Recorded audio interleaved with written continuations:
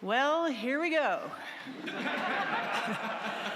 The church's annual soul-churning, week-long emotional roller coaster ride.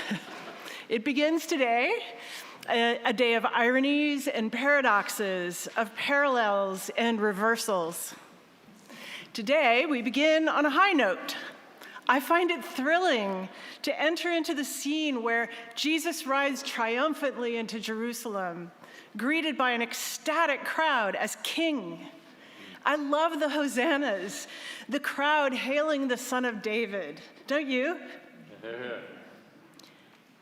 At the same time, I've always found this a tough day, a tense day, because we all know that the throng that shouts hosannas today will, in only a few days' time, be calling for Jesus' blood. The fickleness of the crowd sets my teeth on edge. It's heartbreaking, mostly because in their inconstancy, I see my own. Jesus knows how this is going to go.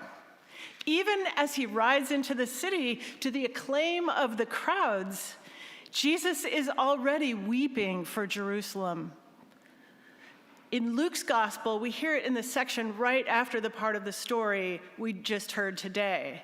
Jerusalem, if you had only known on this your day the way to peace. But they don't know. So Jesus rides into this week that gives us spiritual whiplash 2,000 years later. He knows what's coming. Betrayal, abandonment, injustice, public humiliation, heartbreak, body break, and finally death.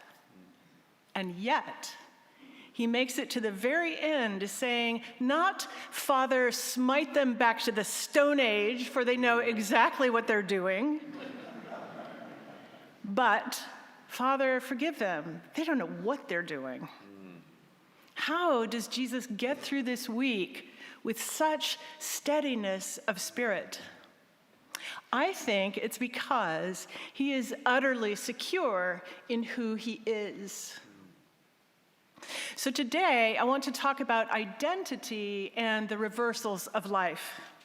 But before we get into that, I want to take a moment for some setting of the scene and getting a feel for some of those ironies and parallels and paradoxes. You may have heard this one before. There's a bit of street theater going on here. The procession led into Jerusalem from the east by Jesus is both geographically and theologically the opposite to the procession led by Pilate at roughly the same time into the city from the west. The theologies underlying them are radically different. Pilate represents Caesar, and Caesar, they used to say, is Lord. Julius Caesar was declared a god, and his son, Augustus, along with subsequent emperors, was considered the son of God. When the first Christians said Jesus is Lord and called him the Son of God, they were engaging in an act of political defiance that cost many of them their lives. Another parallel. Jesus is going to empty himself or pour himself out, as we heard in the reading from Philippians. The day before he rode into Jerusalem, Mary of Bethany poured out herself, her love, in the form of costly perfume on Jesus' feet, or possibly his head, depends on which gospel you read, preparing him, as he said, for his burial. And another one. Members of the crowd threw palms and their cloaks on the ground before Jesus as he approached. Cloaks symbolize power and authority. Think of the prophet Elijah throwing his cloak to his successor, Elisha, as he turns over his prophetic ministry to him, the mantle of authority. And in 2 Kings, when the reformer King Jehu was anointed king of Israel, the people threw their cloaks down before him as a way of honoring him and acknowledging his authority. Meanwhile, Pilate processed into the city with his legions, his charioteers, his horsemen, and foot soldiers. Jesus rides into the city on a young donkey, defended by nothing but his authentic self. So let's talk about that self. It had been affirmed in the signs at his birth. I don't imagine Jesus remembered all of that, but he was probably told about it. But the sign that really set things in motion was at his baptism, right? There's a voice from heaven that says, "This is my beloved Son, in whom I am well pleased." And what happens next?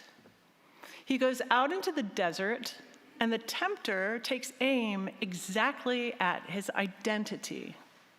If you are the Son of God, grab its safety and security.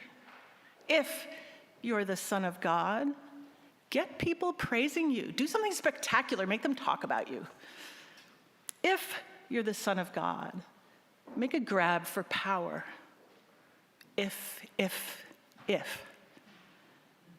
These are the things people use, Jesus, to prop themselves up. You're human, right? Use them. Through his whole career, Jesus will experience the fickleness of people and of fortune. One reversal quickly follows another. He preaches to huge crowds and is rejected in his own hometown synagogue. He casts out demons only to be told that he himself has a demon. He heals the sick only to be rebuked for doing it on the Sabbath.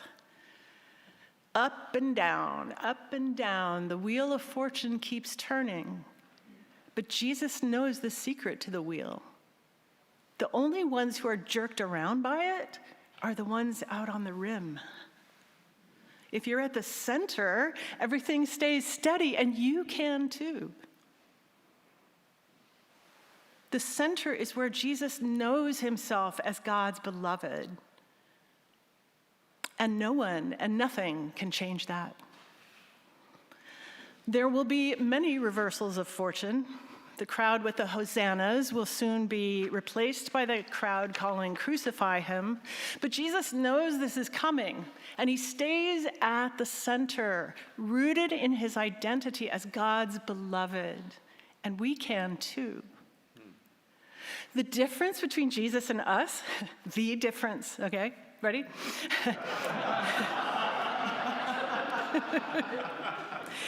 Well, in this case, perhaps, is that he kept the externals external. He didn't bring them in, didn't build his sense of self on things that will certainly change and may collapse completely. That's the way of the world. The way the world Pilate represents. But as Jesus rides into the other side of Jerusalem, he represents a different kind of kingdom, a different God, a different way. This week will be a roller coaster ride. But aren't we feeling these days like we're kind of already on a roller coaster? I mean, no matter where we are personally, it's a ride, okay? It's a ride and a half. It's at times like these we need to live secure in the knowledge of who we are, God's own beloved. There is no other way to weather what's ahead, ever. But the good news is, this way is certain. It is what Jesus called the way to peace.